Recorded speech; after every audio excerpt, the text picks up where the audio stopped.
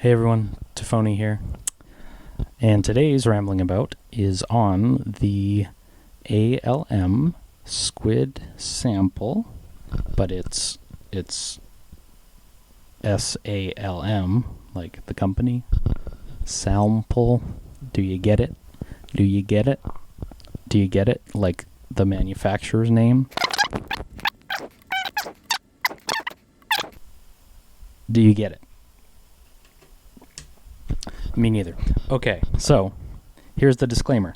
I picked this one up used from a Canadian seller. I have no affiliation with ALM whatsoever. This video isn't sponsored or anything. I'm just some synthesizer nerd with a lot of debt. But more importantly than all that, it sounds like this.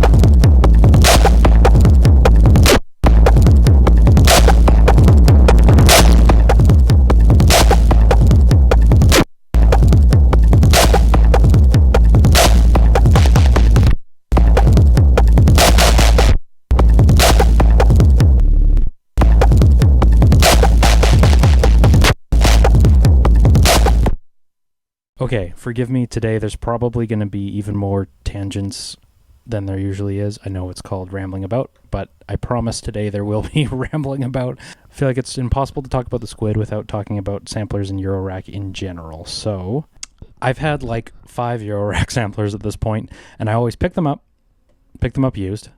I rack them. They sit in the rack, and I sit there and groan at the learning curve, the sample management, the trying to figure out the workflows and the button combos and or at least I tell myself that the sample management or the workflows are always horrible, and if I'm being totally honest with myself, I'm not spending any time on trying to learn them. I just take a look at it and think, yes, I want samples in eurorack, and then it arrives and I don't put the time in because it feels like a fucking chore. Forgive me, I have lots of synth drum voices, and I plan to use samples usually for drum samples is my thought. I love wavetable synthesizers, and I don't know why I don't use samplers for that, because especially the Squid seems perfectly suited to doing that. But for some reason, for me, I just look at this and think, oh God, file management. Oh God, it's like a chore. It's like work. It's like, if I'm putting an hour into doing music, then I want to pick up I want to grab the Erica Synth's drum modules, or I want to play the Queen of Pentacles. I know, ironically, that one has samples on it, but I want to reach for the immediacy of drum voices because I want to play the instrument. I don't want to play Googling the PDF. I don't want to play the manual, and that is stupid. That is lazy, but I feel like I can't be this only person.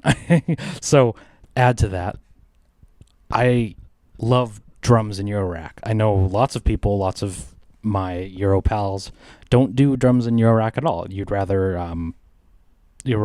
use a analog rhythm, which sounds great, a syntax, and not just electron examples, but using it in the box. If you have a hybrid setup, the drums shouldn't be in eurorack. But to me, I absolutely love drum voices in eurorack. That is my favorite part about eurorack stuff. And I make weird music in eurorack that you wouldn't necessarily associate with eurorack, I guess. But to me, the modularness of drum voices in eurorack is my favorite part.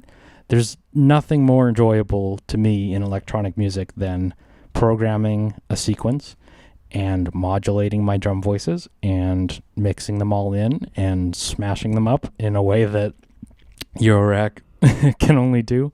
And that's why I love to reach for, I want to say analog voices, but that's not right. That's why I reach for drum synths and not drum samples, because it's so immediate.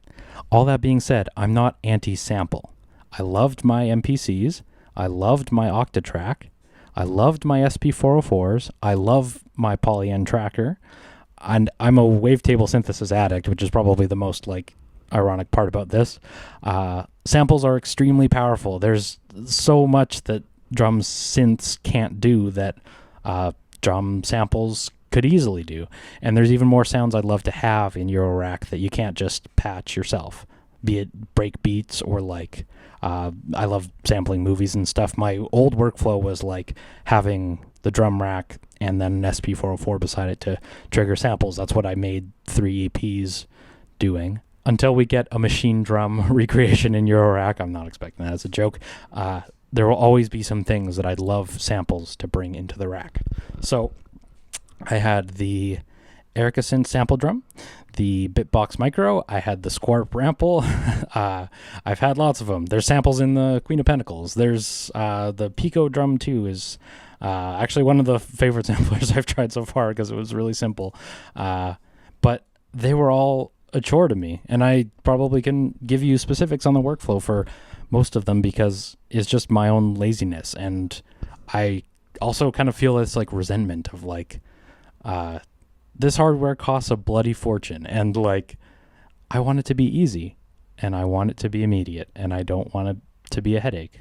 And I am recognizing that that is probably more just stupid laziness and not the fault of the module. So I promised you we would be rambling today, and here I am. For this video though, I'm going to try and get around the barrier of my own laziness. I've had the Squid for like 6 months at this point, and I'm going to fucking well learn it for this stupid video. And this is the chance to force my ass to learn it. So what is it? It is a 21, not the odd module sizes, 21 HP, 8-channel audio and CV sampler. I'm intimidated. For this video, I'm not going to demonstrate the sampling, the playback of control voltage. That is a very cool and powerful thing, and I know that's like something you don't get in other Eurorack samplers besides like the Rossum, which is more than twice the price, I believe.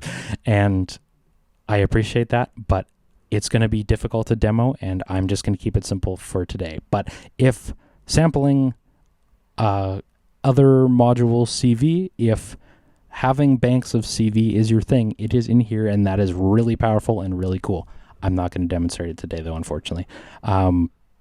I quick on that, and then I'll move on. I do think it would be really cool to, like, what if your modular system, instead of, so I thought, like, someday I'd love to play live, and this is way above what I would choose to do, but it would be really cool to, like, load up your songs, your beats, your melodies as CV here, and then rather than loading up sequences, you could play your instruments from something like the Squid, or I know there's other CV samplers, but I think that would be a really cool and like a real way to perform your live set, as opposed to just playing back a MP3 of what you did.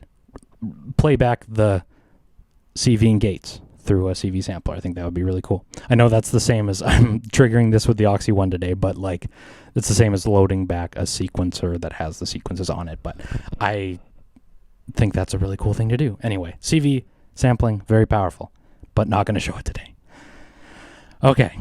In their marketing materials, them being ALM, they reference the PAMS Pro workout workflow, but for samples. And to be honest, that kind of scares me as well. I find I've had many a PAMS Pro, we'll talk about that in another video, but I find the workflow of PAMS is a chore, to be honest. Like, maybe I'm giving off how lazy I really am.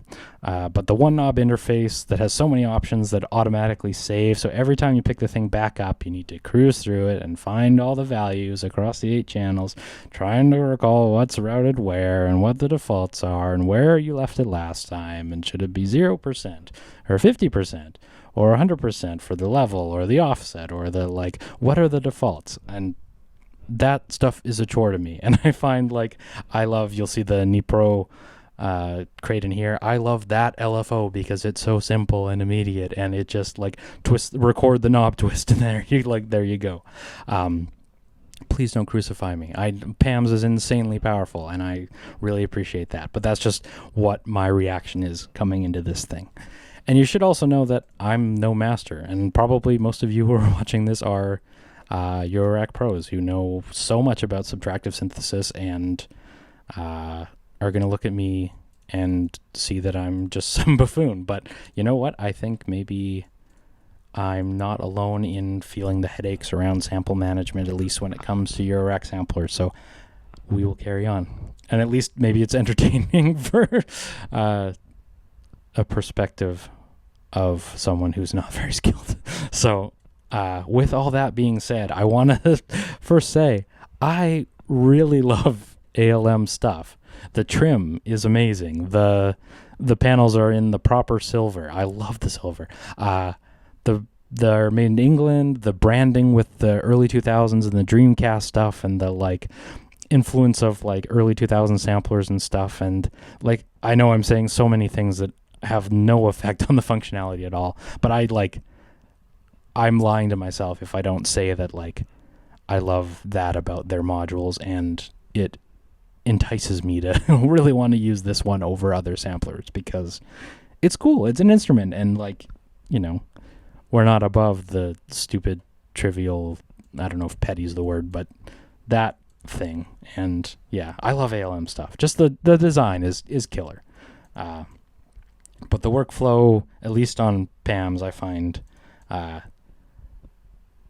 could have definitely traded some simplicity off for depth because it can do so much. There's nothing that PAMs can't do, but that makes doing simple LFOs a headache to me, because maybe I'm the simple part of that equation. Anyway, so let's switch over to the computer now, and I'm going to load up a sample bank for us to demo with, and let's see how much of a chore.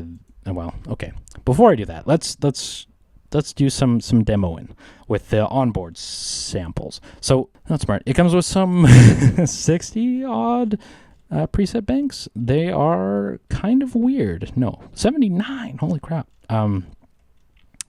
They are kind of odd. I shouldn't say they're kind of odd. Right out of the back, there's a 606, a 707, another 707, a 727 if you want your Bossa Nova stuff, 727, an 808, 909. Those are, like, the person I was talking to about this when I got it was like, yeah, I've never uploaded my own samples. I just use the 909s, and that's totally valid. That's cool. Let's do that right now. And when I say they're weird, the later stuff, they have a bunch of user packs from artists that they uploaded, and I'm kind of like, I don't know. I'm expecting drum voices. I think of sampler as drum voices, and they are not drum voices. So totally cool, totally valid. But when I am playing a sequence and I just switch those banks, it's like, here's a barking dog sample. So here is the 909 sample. This is good.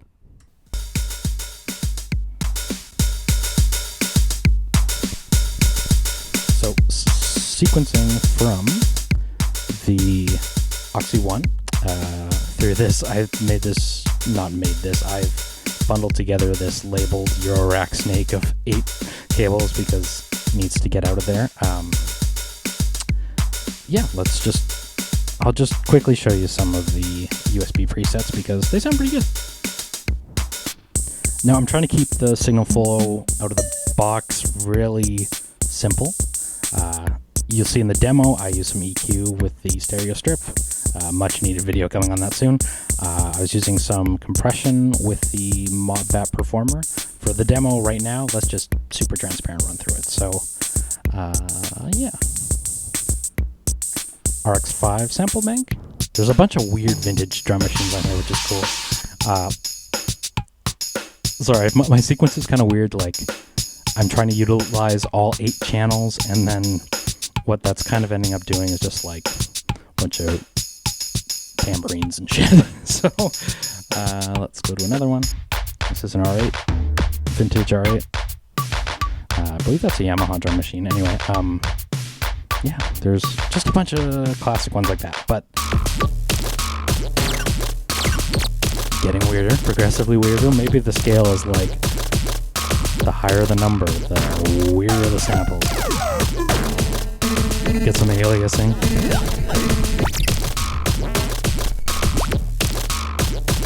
Yeah.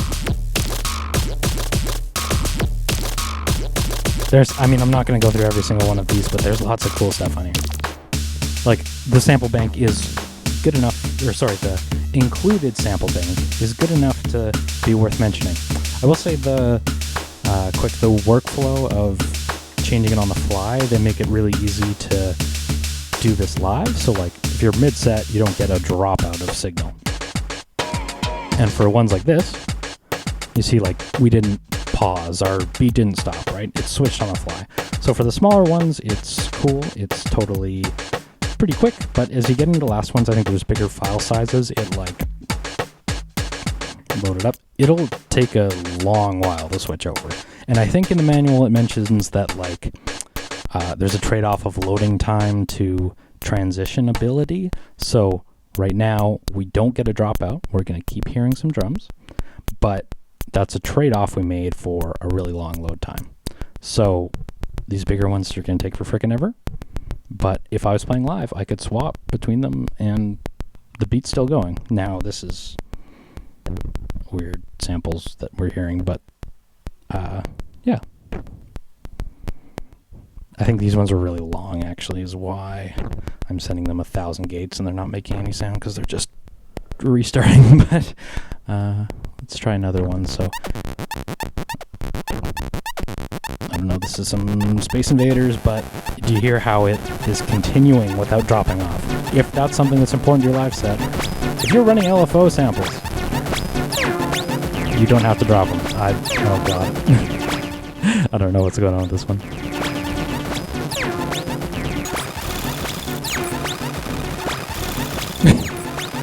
They get weird, like I said.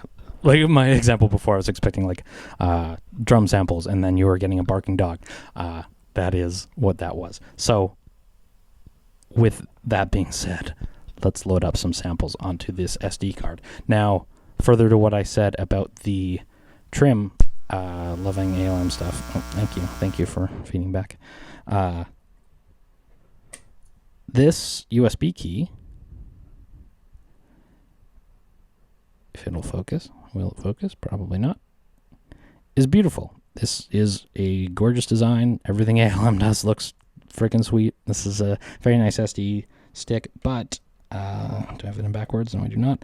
If you're looking at it, if it's on the right side of your case, this thing will actually cover this tiny screen. Like, the screen is quite small, and this huge USB stick, maybe you want to like get one of those stubby ones, get like a Bluetooth adapter size like little guy, so it doesn't block out your whole screen. But for me, this, think I'm going to keep it in this IntelliGel case, this little palette. So yeah, I'll deal with the huge USB stick.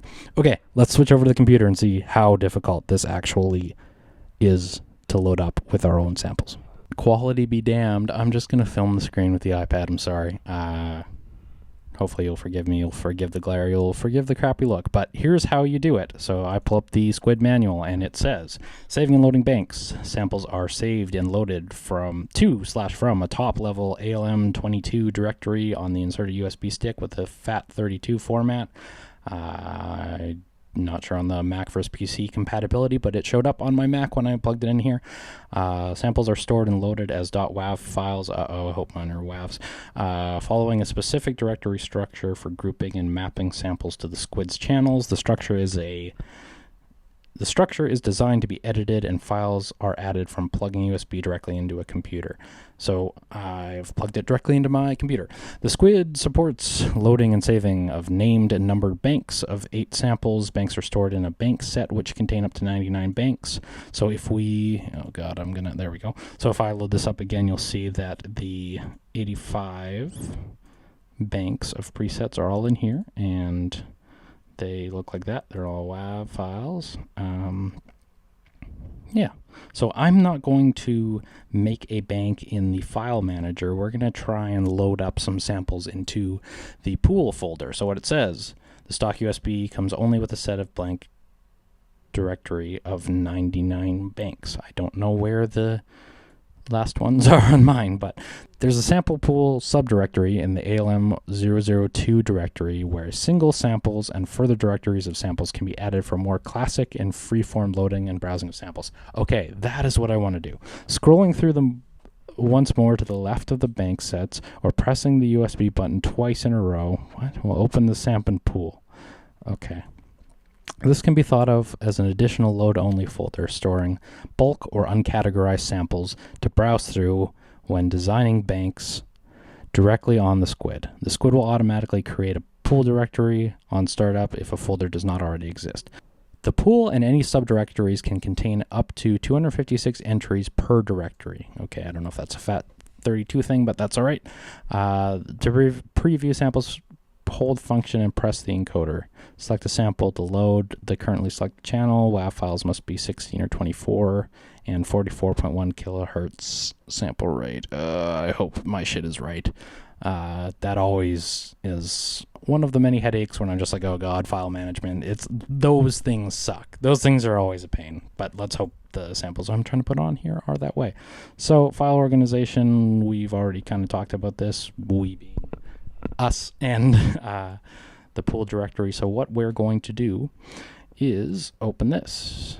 What I'm going to do is open the Squid. I don't know where the last 15 banks are. That's okay. We're going to go into pool, and I'm going to do this on the device. Now, this angle looks like ass because I'm trying to not show all my file structure and whatnot. That's okay. Let's go into the iCloud drive and pull up our samples. Here's my sample folder. Now this is the sample I bought, the digital drum dose. I don't want any loops. I remember correctly, the machine drum samples were great, but named in a confusing way. See? Samples. Sample moment. What what is this? I'm doxing myself again. Let's get back to samples. And yeah, why not just kick snare something else?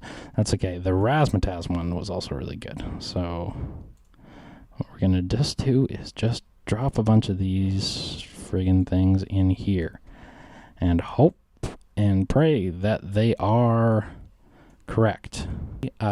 If you are in Ableton or something, there is a format that you can just load all these in and scan through them easily instead of looking at this like, what the hell am I looking at, like I am doing right now, but that's okay. So what I also want is the ER1, which is the classic Korg drum machine, which I also had and also should have sold. Awesome drum machine. Let's get these friggin' things on here. You get on there. You get on there. So cool. The one other thing I wanted to do is load some synth samples on there. So those drums I really like, but let's get the synth sample folder I have. This is all my own stuff. Enjoy my disorganized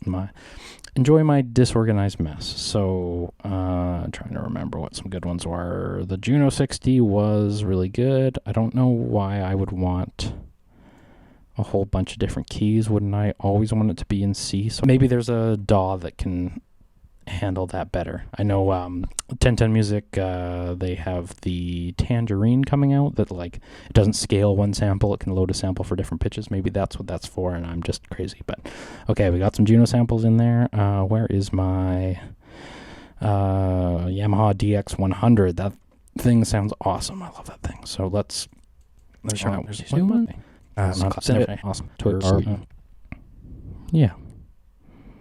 MS10. Let's just, God. Again, more isn't always more. One shots. Let's do a one shot. Where is C? C2. Boom. Okay, I don't know if I'll even use them, but let's get our pool ready. We have got our pool ready, and yeah, that's cool. I don't know where the ALM join 2 is. Okay, we're done. We have loaded up our pool. We have ejected our ALM USB drive. Removing the ALM USB drive. Da-da-da-da.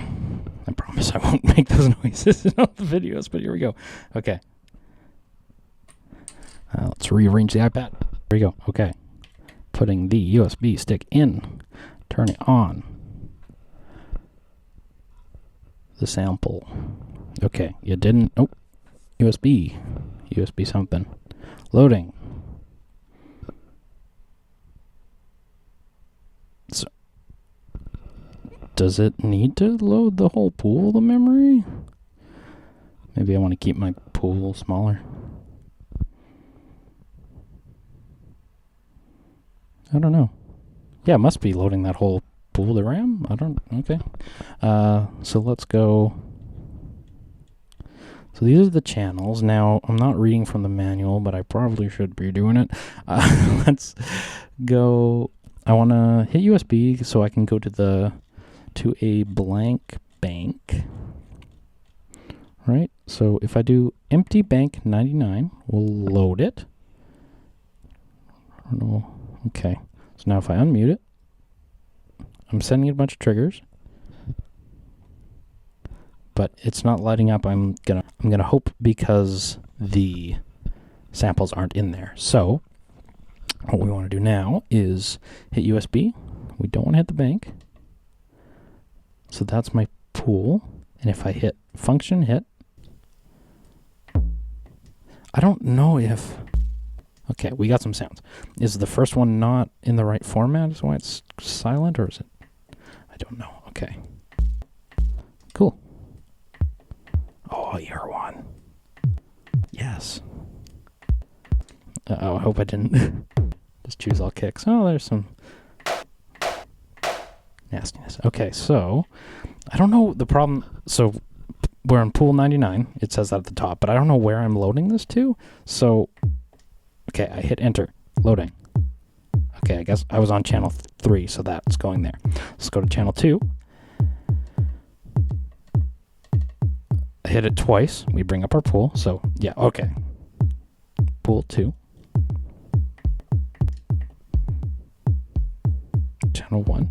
We're just gonna... Oh, we shouldn't do that one. This is...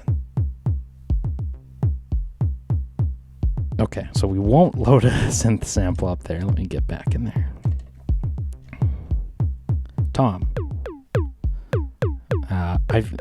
Based on the sequence I've made, we want channel 1 to be a kick. So let's find a kick. USB twice. Bass drum, ER1.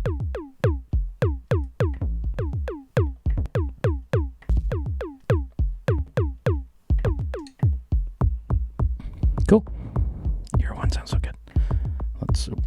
What am I doing? Yeah, this double tapping USB thing's kind of weird. I don't know if it's lagging or I'm just like supposed to hit it a second time and not double tap it, but I like a little clap on my second channel. I don't know what that is, but I like it. It's cool. This is the craziness, the randomness that sampling can do. Let's go grab some other shit. So 6, we'll load up.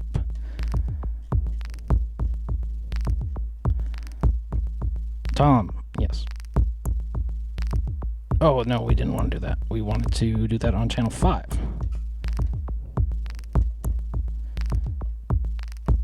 I don't know. See, double tap. Okay, we're good. Guess it has to be really quick. I don't know. Maybe I have to hit it once and I am hitting it twice, and that's not right.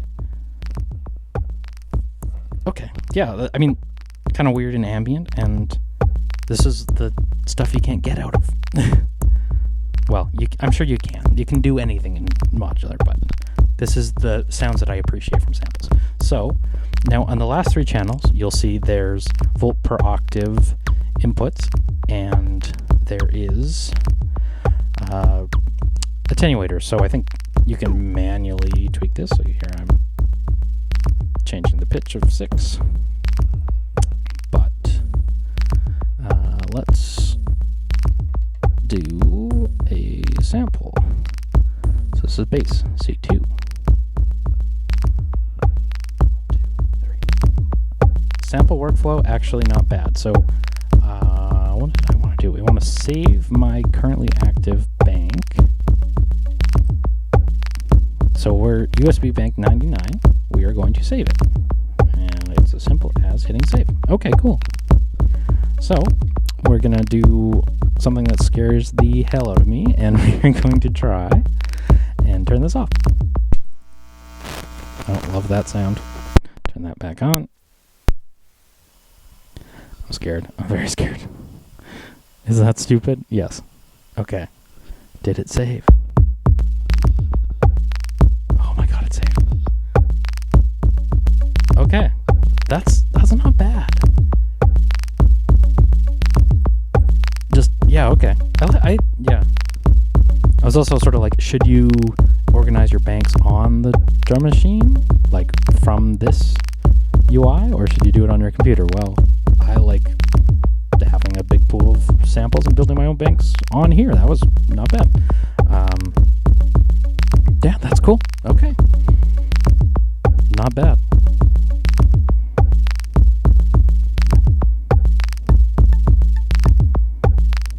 Let's go over the other controls. So how this works is you go to a specific channel. Oh, there's my file names in there. That's cool. We're going to do a very scientific way of muting our stuff by completely disconnecting all the patch cables. I'm sorry. Okay.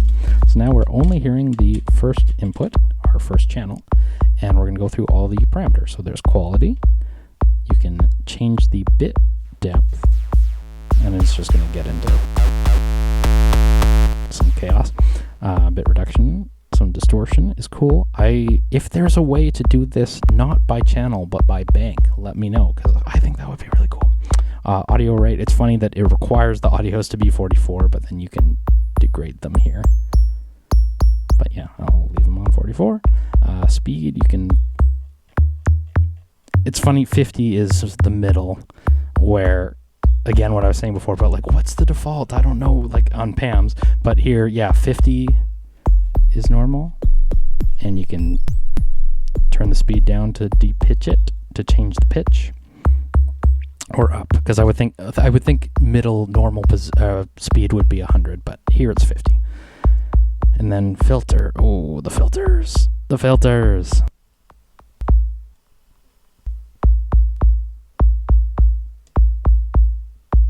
So there's filter type was the screen we were just on, then this is frequency. Yeah, that's cool. I like that. So resonance, how does this sound? Oh, filter, frequency. Very digital, very what I would want here probably. That's really cool. Now, okay. Trying to think of the order. While we're on the first parameter, I am going to show how to do CV assignment. Now we've gone over the menu system. It's all interconnected with the CV control assignment system, which I actually think is done well here. What we're going to do, we want to send an LFO from the crate to this frequency. So I patch that LFO from the second output into the first CV connection, and then what it does, you can assign that to the frequency when it's up on the screen by pressing assign. So now you'll see my LFO is raising it. That's really cool. I'm not going to do a huge long thing of that because it's going to be hard to demonstrate every single thing, but that's how it's done. Sorry, what I was trying to say, that's the volt per octave can go in there. This isn't an attenuverter. It like sets the starting point. I guess that is, anyway. Sets the starting point. And then I'm going to send it random here. It's not quantized. It's just, yeah, percussive stuff. That's really cool. Okay, let's keep going through the options. So we went through all the quality options. Now let's go to envelope. I'm going to just connect that one. Sorry. So let's get back to our filter. We're going to open it so we can hear that sound clearly. Get to envelope. So that's how loud it is. Then there is a little bit of envelope you can add, so attack or smoothing in the start. I won't do that here, but that's what that does. Decay. I think you can extend short clips by extending the decay, and I think you can turn it into drones if I'm not mistaken. Okay, so you can adjust the trigger for a little bit of micro timing. I'm not going to do that here, but yeah, same for these. Yeah, okay, very cool. Loop. Again, we're sending it a kick, so I won't use any of these, but there's forward, there's reverse, there's gate, infinite loop, lots of stuff. X fade. I think this is for sample slicing stuff. Cues. This is a cool waveform editor. If I zoom in, no, you can adjust your start and end point. That's really cool. I don't know if I would, like, when I think cues, I think, I don't know, like DJ cue, not like timing cue, but okay. If I hit reverse, it'll reverse. That's a really fun and easy way if you were playing a big loop to just like DJ stuff, right? DJ stuff. Oh, you can mute. Let's go. Okay. Function in envelope mutes it. That's sick. Oh, I really like that. I'm sorry. I said I'm not going to go over the recording, but yeah, you can record this in. This can be the sampler. I think that's really cool. There's function. If you hit record, it will monitor the input, which is awesome. That sound, that's telling me that it's time that this hour-long video come to a close. I'm actually really impressed with the Squid Salmple. It's not so hard to mangle, and it sounds really good, and there's actually a lot of onboard features that are really useful, and yeah, I'm impressed. I'm actually going to start using it now, and this is going to stay in this case for sure. I'm Tafony. Thank you very much. Thanks for watching. I appreciate you, and we'll talk soon. Take care.